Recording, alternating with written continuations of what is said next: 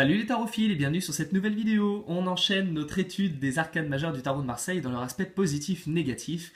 Je vous invite à regarder les vidéos du Battler et de la Papesse si ça n'a pas déjà été fait. Et puis, on attaque avec l'impératrice cette fois-ci. Alors comme d'habitude, on trouve une des thématiques et puis on voit comment ça se décline en positif et négatif.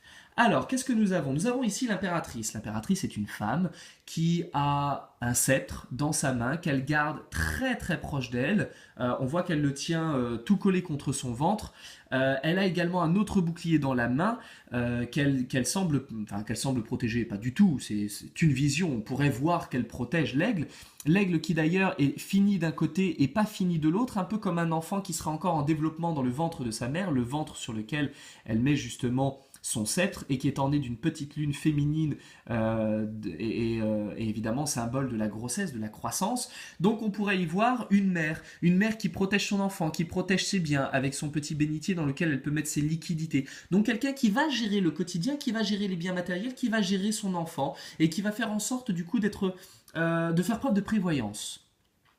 L'aspect positif, la manière dont ça peut être vécu, c'est effectivement le côté maternel, l'idée de protéger autrui, l'idée de veiller sur les autres, de faire preuve de bonne volonté, l'idée d'être tendre, l'idée de se dire attention, il faut avoir encore à manger pour demain et après-demain parce que je ne peux pas faire les courses avant quelques temps. Du coup, je vais me projeter pour essayer de faire en sorte que les choses se passent bien. Et on voit son regard qui est tourné vers l'avenir. L'une des thématiques, ce sera du coup je projette. Négativement, lorsqu'elle est à l'envers, si je décide que l'envers est négatif, la manière dont cela pourrait se vivre, c'est que cette projection, elle se fait dans le mauvais sens. On ne va pas projeter pour prévoir, pour protéger et pour défendre. On va projeter dans l'idée de ça va forcément mal finir. Et à ce moment-là, qu'est-ce qui se passe? Eh bien, les biens matériels, on les garde près de nous. L'argent, on le cache. L'enfant, on le surprotège.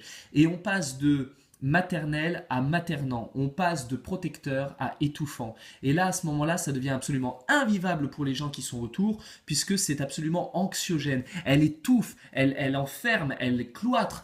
Elle ne laisse pas la possibilité à chacun de faire sa propre expérience et de se planter. On apprend quand on se plante. Elle ne veut surtout pas qu'on se plante et du coup, elle ne veut pas qu'on ait l'expérience. C'est le genre de personne qui dit ne monte pas sur le toboggan parce que si tu montes sur le toboggan, tu vas tomber, tu vas te faire du mal. Et si tu te fais du mal, eh ben, tu vas pleurer.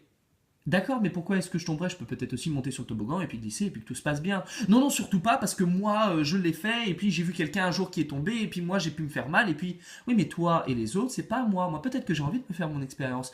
Elle ne le permettra pas. Elle ne le permettra pas. Et dans cet état, elle va faire preuve d'anxiété, elle va faire preuve de cupidité parce qu'elle va vouloir garder les biens matériels, elle va vouloir faire preuve d'une espèce d'obsession absolue de la sécurité et ça devient absolument invivable. Voilà pour la carte de l'impératrice. Je vous donne rendez-vous très prochainement pour une prochaine.